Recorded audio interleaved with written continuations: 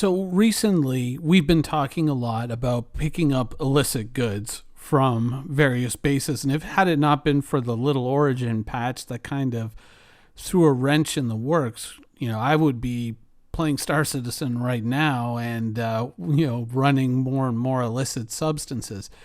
And, throughout that, there's always been comments and, a little bit of discussion around the fact that while the trade in illicit goods has become very profitable, the trade in legal goods has actually become quite stagnant and uninteresting. And when you add to the fact server stability, it becomes a very uninteresting proposition. And so it has driven a lot of players to kind of go to Jumptown and now to many other locations and pick up full loads of ETAM or Neon or whatnot, and using that to generate, revenue in the Star Citizen universe to go out and buy things to mess around with on their ships.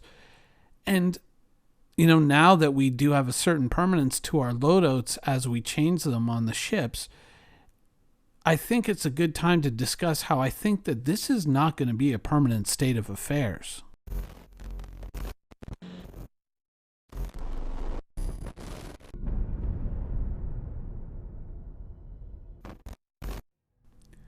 One of the things that you have to remember with Star Citizen is an incomplete game, though I doubt you will forget that if you play it.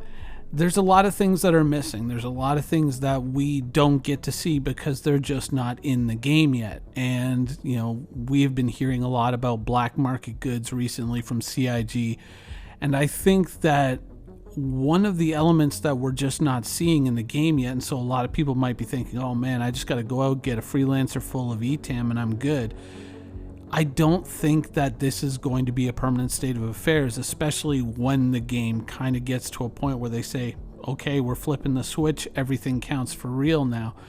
I think that in the future, if you want to maintain any kind of real liberty as a player in the Star Citizen universe to the point where you can take your ship anywhere and not having to worry about being shot by the police, you're going to have to move more towards smuggling and play it safe.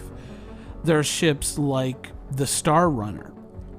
With the Star Runner, you get your built-in smuggling spaces, your areas to hide illegal cargo within your ship. And I think that kind of indicates that at some point you're probably going to get searched and scanned by police an awful lot. That's not to say that it's totally impossible that you might be able to load up a Caterpillar full of ETAM, but it's probably going to be pretty darn difficult. Especially if you want to maintain any freedom of movement in the universe, because the more and more police are hunting after you, the more dangerous it gets for you.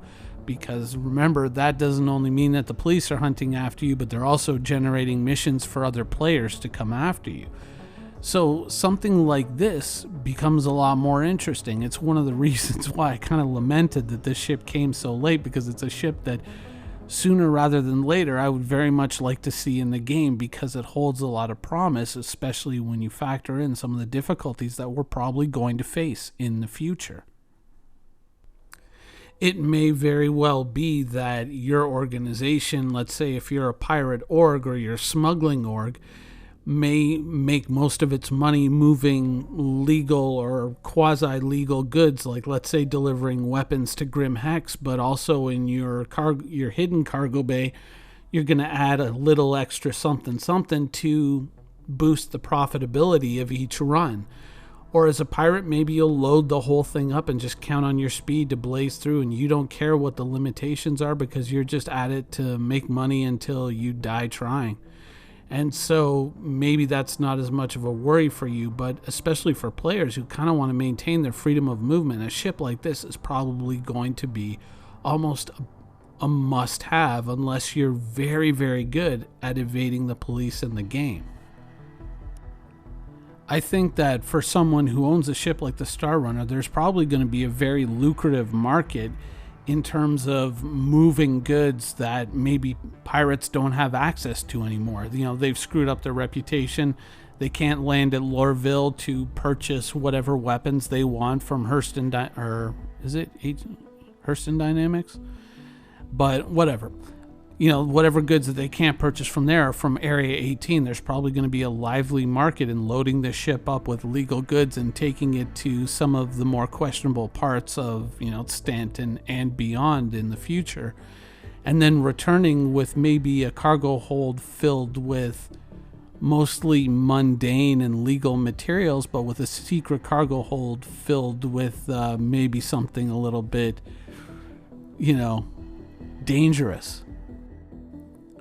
While the idea of, say, loading up a caterpillar and bringing out some of your org mates to guard that caterpillar when it's full of ETAM or whatnot, neon, and selling it at Grim Hex might sound like a great way to make money right off the beginning, it may not work out that way. It may be that in the future there may not be that much of a market on Grim Hex for these drugs, and where you're actually going to make your money is in bringing these drugs to that market where they then can be sold on to other players who are going to smuggle them into areas like Lorville and Area 18. So the profit will be there, but it may not be the instant profit that you're experiencing now. That may be one of the reasons why they make it so that sometimes when you're selling illegal substances, you can't unload all of it all in one shot, and you have to kind of piece it out and sell it bit by bit. And maybe that's a reflection of how they want it to be, is that maybe you, in a weird way, almost like you're bringing goods to the auction house in a different MMO, and you're putting them up and then you're waiting for them to sell. It may not be the instantaneous, boom, here you go, here's all your money. Whereas in the legitimate trade world, it can be more upfront like that. Of course, R-Corp is going to buy all your medical supplies and food, and then they're going to trade you titanium that you can bring back to Olisar or wherever. It may work out that way. And so that's something that you have to be kind of aware of, that even though it looks like it's going to be, oh my God, this huge cash windfall, I doubt it's going to stay this way. I think that what we have right now is a reflection of the unsophisticated state of the game, and once complexity gets in there, the idea of the caterpillar loaded with ETAM or neon or whatnot may not prove to be entirely viable. Well, as far as, say, like going like, okay, well, I can do 2 caterpillar trips an hour from this drug pickup location to Grim Hex, so let me math out how many millions of UEC I'm going to be making how quickly. It may be a lot more complicated than that.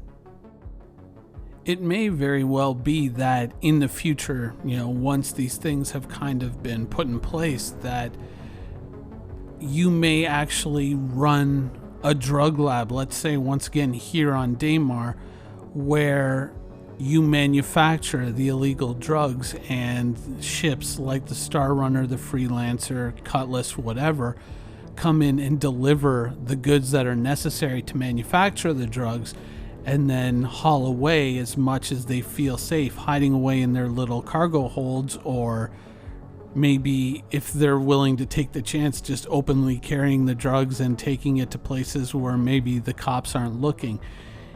It could work out that way. I don't think that we're going to stay in a situation, though, where CIG is just saying, where the police aren't here and you're just looking like you can just make $1 million runs once you've built up enough startup cash to just go in and clean an entire drug lab out of all of its product and then just haul it away, take it to Grim Hex and dump it on the market. I don't think it's going to stay that way. So I think that if you're a pirate org or if you're a smuggling org, you may want to take some of these things into account when you're kind of building up your plans, and look at perhaps even choosing a few characters who just don't care about their rep and they just want to go out and they want to do all the illegal stuff, and then having some other people who want to kind of maintain a quasi-legal status or a pseudo-legal status and basically run these things to the end market for you and help you, and increase your profits that way, kind of control the whole thing from top to bottom. It's going to be very interesting to see how all of this works out. So when CIG starts talking about black market goods and things like that, it's really a time to sit down and pay attention to what they're saying, because it could give you hints as to how you want to organize things in the future. Anyways, that's the show for today. I hope you guys enjoyed it, and thanks for watching.